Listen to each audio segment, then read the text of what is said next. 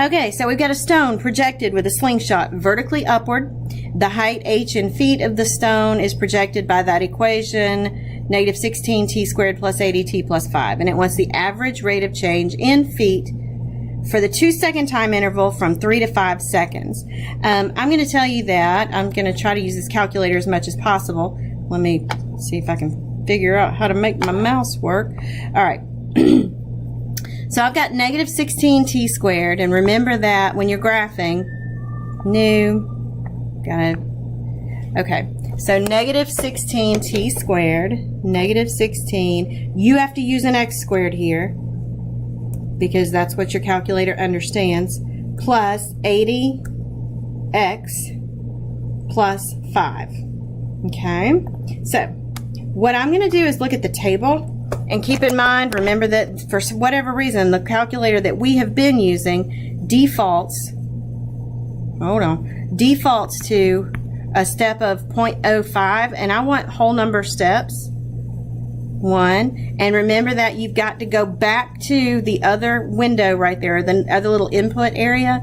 Otherwise, it doesn't change those steps. So at 3, it's 101. Okay. At 5, it's 5. So 3, 101, 5, 5. Let's go back and look at this graph just a minute, and I'm going to tell it to zoom out.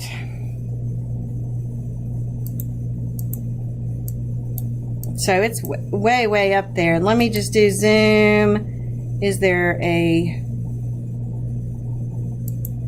No, I don't want to do that.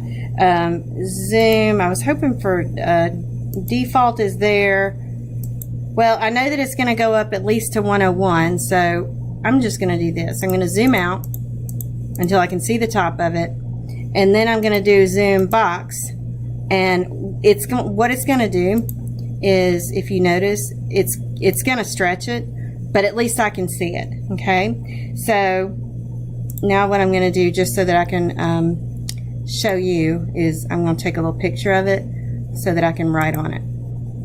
You won't be able to do this obviously on your test, but I just want to talk about it with you just a sec. Okay, on this little picture, which we're going to make bigger, all right, at 3, so at 1, 2, 3 right here, it's at 101. That point there is 3, 101. And then at 5, it's back here at 5. So right here, 1, 2, 3, 4, 5. It's way low here, but at 5, it's 5. And it wants to know the average rate of speed of that. Basically what you're doing is just calculating the slope of this line right there, of the green line. And to calculate the slope of the line, you would go y minus y over x minus x.